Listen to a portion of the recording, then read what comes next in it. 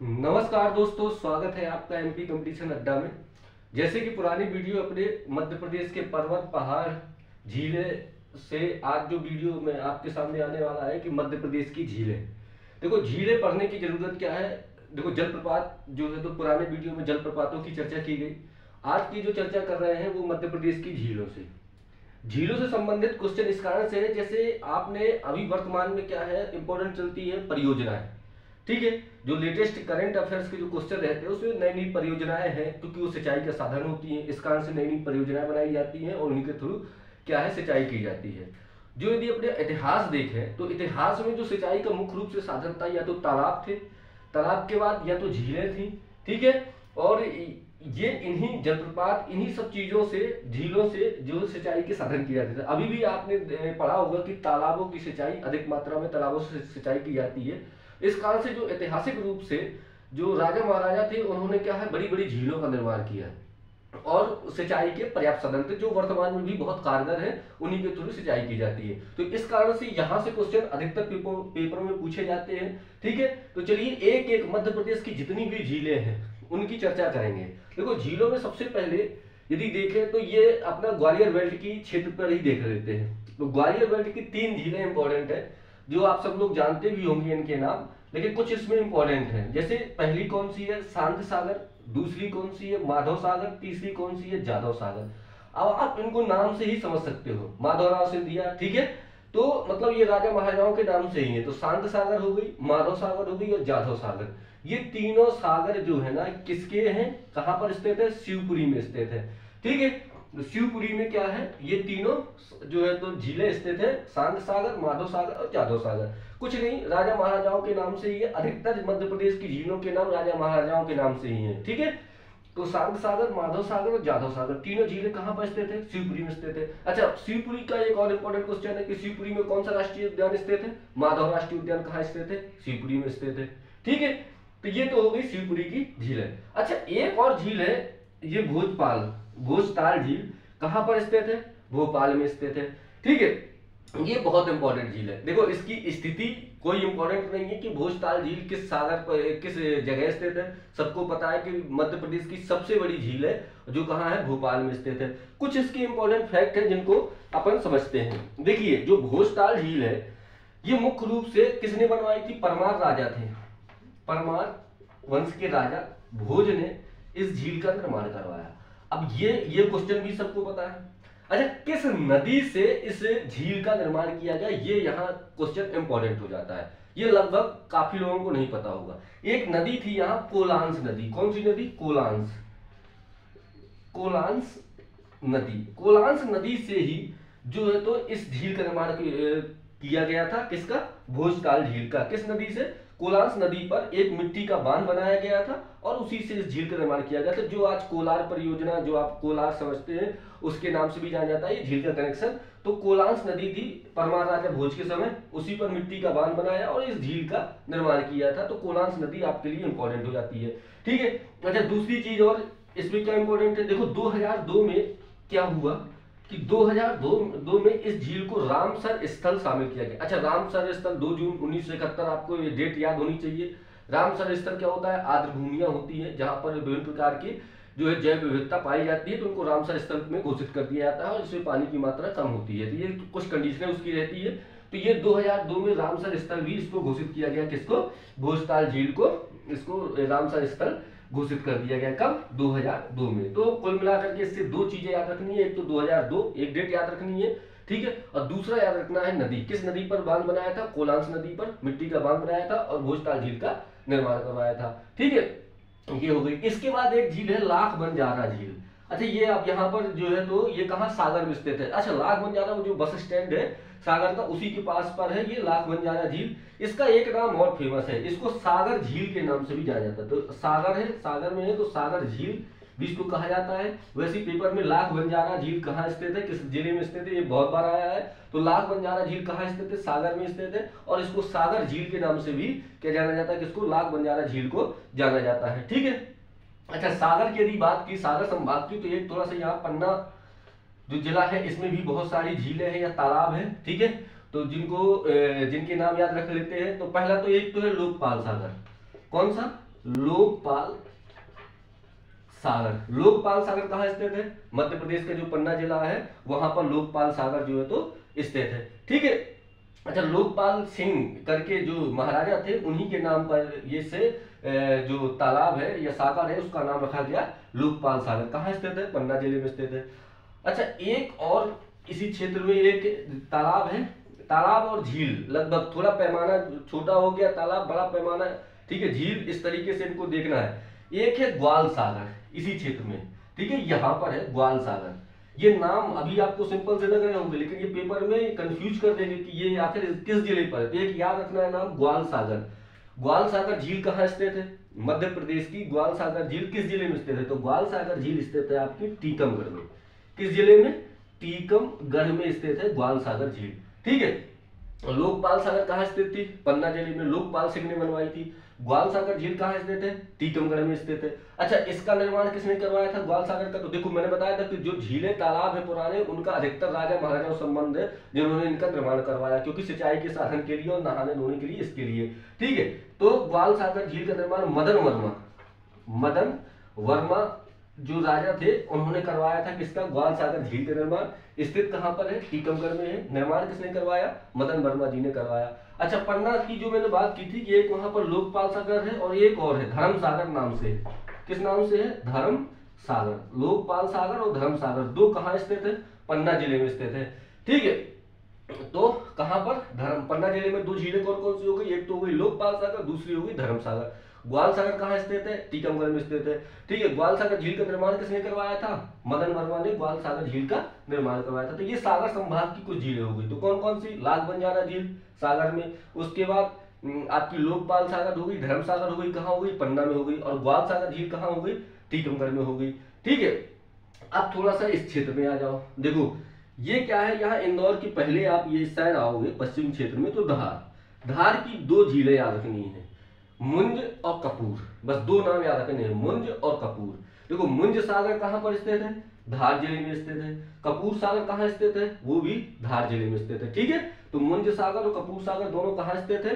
धार जिले में दोनों झीलें स्थित है। धार के कहां पर ये होंगी? आपको पता है धार में एक स्थान फेमस है, मांडू। मांडू में कौन कौन सी है? मुंज सागर और कपूर सागर झीलें जो है तो कहां पर? ये धार जिले में स्थित है। अब आप कहोगे किस राजा से संबंधित है? तो वाकपति मुंज ने मुंज सागर झील का निर्माण करवाया था। तो थोड़ा राजाओं का टच भी याद रखना है, क्योंकि देखो जैसे जैसे पैटर्न चेंज हो रहा है ना वैसी वैसी अपन को पढ़ना पड़ेगा। पैटर्न क्या चेंज हो रहा है? पहले ये तीन झील है, यदि आप बहुत पहले से तैयारी कर रहे हो तो आपको जानकारी होगी, ये तीन झीलें अधिकतर पेपर में पूछी जाती थी। माधव सागर झील कहाँ स्थित है? किस राष्ट्रीय उद्यान में स्थित है? ऐसे क्वेश्चन बहुत सारे बने। अब थोड़ा सा क्या है कि इन झीलों इसी पैटर्न पे जो क्वेश्चन आगे बढ़े हैं, तो अब जो और झीलें हैं उनसे संबंधित जो राजा हैं जिन्होंने निर्माण करवाया उनसे क्वेश्चन डीपली आने लगे। तो थोड़ा सा राजाओं के नाम भी याद रखने। तो मुंज सागर जो झील है किस राजा ने निर्माण करवाई? तो वाकपति मुंज ने मुंज सागर झील का निर्माण करवाया। ठीक है। अब एक यहाँ जिला है जबलपुर, वो तालों का घर ही है। जबलपुर में बहुत सारे तालाब हैं। ठीक है। जबलपुर में जो है तो झीलें हैं, तालाब है, बहुत सारे तालाब है। आपको पता है रानी दुर्गावती जबलपुर से संबंधित थी, संग्राम साय जबलपुर से संबंधित थे, 1857 की क्रांति के योद्धा जो जबलपुर से संबंधित थे। तो यहाँ पर उन्होंने बहुत सारे तालाबों का निर्माण करवाया। उसमें से कुछ इंपॉर्टेंट तालाबों की अपन जानकारी यहाँ देखेंगे। देखिए एक तो देख लीजिए हनुमान ताल। जबलपुर में कौन सा ताल है? हनुमान ताल। ठीक है। हनुमान ताल ये भी कहां पर है? जबलपुर में स्थित है। ठीक है। तो इसका यार ये क्या रखना है? हनुमान ताल। तो ये कहां पर है? जबलपुर में स्थित है। ठीक है। संग्राम सागर, ठीक है, वो भी कहां पर है? जबलपुर में स्थित है। अच्छा, जो मैंने अभी यहाँ चर्चा की थी सांग सागर, माधव सागर, जाधव सागर, ये तीन जो झीलें कहां पर है? शिवपुरी में स्थित है। ठीक है। तो अब ये जो सांख और माधव सागर है, इन दो झीलों को, जो एक नदी है, एक इससे भी क्वेश्चन पेपर में पूछा गया है कि किस नदी, क्योंकि मैंने पहले बता चुका हूं कि ये बहुत इंपॉर्टेंट है। तो सांख सागर और माधव सागर जो झीलें दोनों है, ये किस नदी पर निर्मित है? जैसे भोजताल को मैंने बताया था, कोलांस नदी पर बांध बनवाया था परमार राजा भोज ने, भोजताल का निर्माण करवाया। वैसे ही सांख और माधव सागर को भी है कि 1918 में मनिहार नदी थी एक, उस पर भी बांध बना करके इन दोनों झीलों का निर्माण, कहा सांग सागर और माधव सागर का निर्माण करवाया गया। ठीक है। तो कौन सी? ये शिवपुरी की जो झीलें हैं दोनों, सांग सागर और माधव सागर, किस कहां पर स्थित है? शिवपुरी में स्थित है। नदी कौन सी? मनिहार नदी। इसके बाद जो एक दो तालाब और देख लेते हैं इसी क्षेत्र में। रीवा शहर में है दो रीवा शहर में तालाब है, ठीक है, इंपॉर्टेंट है थोड़ा सा, तो ये देख लीजिए। एक तो हो गया रानी तालाब, ये कंफ्यूजन वाला है, कैसे मैं बताऊं, क्या पेपर में यदि क्वेश्चन आ जाए तो इसका कंफ्यूजन किस जिले में जाएगा। और दूसरा हो गया गोविंदनगर तालाब, गोविंदनगर, ये तो आसानी से समझ में आ जाएगा। देखो रानी तालाब, रानी नाम से जैसी क्वेश्चन आता है, यदि आप तैयारी सीरियसली कर रहे हो तो सीधा दिमाग क्लिक होता है जबलपुर, रानी दुर्गावती के नाम से, वही गलती हो जाएगी। यदि क्वेश्चन आता है रानी तालाब मध्य प्रदेश के किस जिले में स्थित है, तो आंसर देना है रीवा जिले में स्थित है, ठीक है। रीवा जिले में कौन सा तालाब है, रीवा शहर में रानी तालाब है। अब गोविंदनगर तो आपको पता है, गोविंदनगर मान कहाँ स्थित है, ये आपका रीवा शहर में, तो ये आपके हो गए रीवा से हो गए, ठीक है। इसके बाद जबलपुर का तो मैंने बता दिया, जबलपुर में कौन सा है, हनुमान ताल हो गया, संग्राम सागर झील हो गई, ये कहाँ स्थित है, जबलपुर में स्थित है। एक यहाँ पर चिड़ी खो, ये क्वेश्चन भी खूब पूछा गया है, वेरी मोस्ट, इसमें लिख लीजिएगा चिड़ी खो। चिड़ी खो एक जो झील है, ठीक है, वो स्थित है राजगढ़ जिले में, मध्य प्रदेश के किस जिले में, राजगढ़ जिले में, मध्य प्रदेश के राजगढ़ जिले में एक चिड़ी खो झील स्थित है।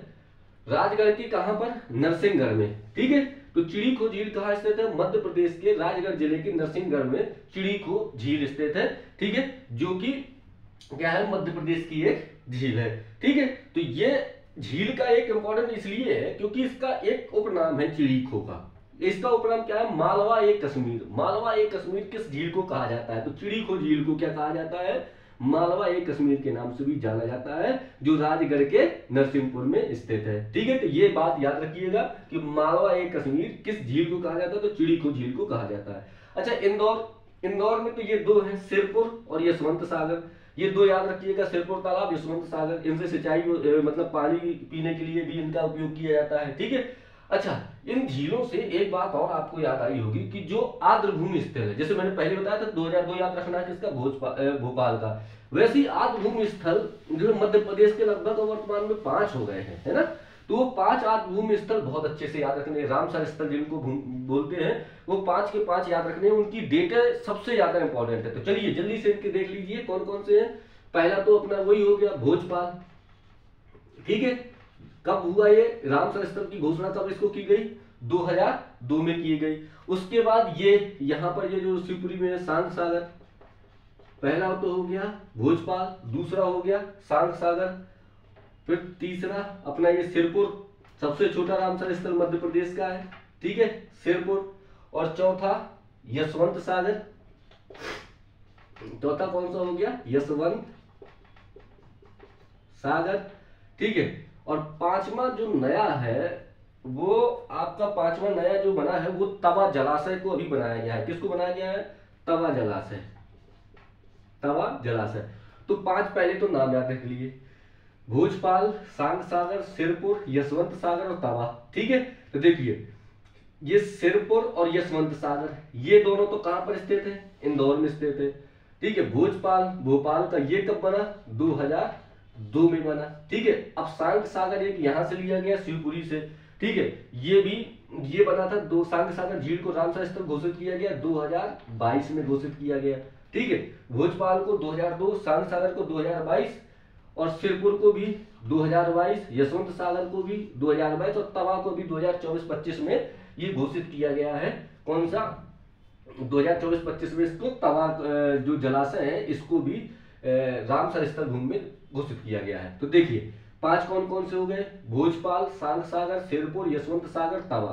तो 5 के 5 मध्य प्रदेश के रामसर, सबसे छोटा रामसर स्थल आपका ये सिरपुर है, सबसे छोटा, बड़ा तो भोजपाल है ही है, ठीक है। तो 5 याद रखने हैं, केवल एक डेट याद रखनी है 2002 भोजपाल, बकाया 2022 में 3 हो गए और एक चौथा जो 5वां हो गया ये तवा कब हो गया, 2024-25 में हो गया। तो भोजपाल, सांग सागर, सिरपुर, यशवंत सागर, तवा ये मध्य प्रदेश के रामसर स्थल हैं जो कि बहुत ज्यादा इंपॉर्टेंट है। तो इस तरीके से ये मध्य प्रदेश की कौन सी क्या हो गई, तालाब या झीलें हो गई। अब जो कल का जो इंपॉर्टेंट अपना टॉपिक है वो मध्य प्रदेश की मिट्टियां हैं। देखो मिट्टियों से क्वेश्चन अधिकतर पेपर में पूछे गए। मिट्टियों से संबंधित सबसे बड़ी चीज क्या है, इसमें रबी की फसल, खरीफ की फसल, जब फसलें पढ़ेंगे, ठीक है, तो रबी रबी खरीफ की फसलों को विशेष रूप से ध्यान रखना है। और साथ में मिट्टियों में यह रखना है कि कितनी प्रकार की मिट्टियां हैं, काली मिट्टी का परसेंटेज कितना है, लाल मिट्टी का परसेंटेज कितना है, मिश्रित मिट्टी किस क्षेत्र में अधिक पाई जाती है, ठीक है। और जो श्री अन्न है वो कौन सी मिट्टियों में अधिक मात्रा में उपजाऊ हो जाते हैं, ठीक है। और इनसे संबंधित जितने भी क्वेश्चन अभी तक आए हैं उनकी चर्चा अपन अगले वीडियो में करेंगे। तो धन्यवाद, मिलते हैं अगले वीडियो में। तो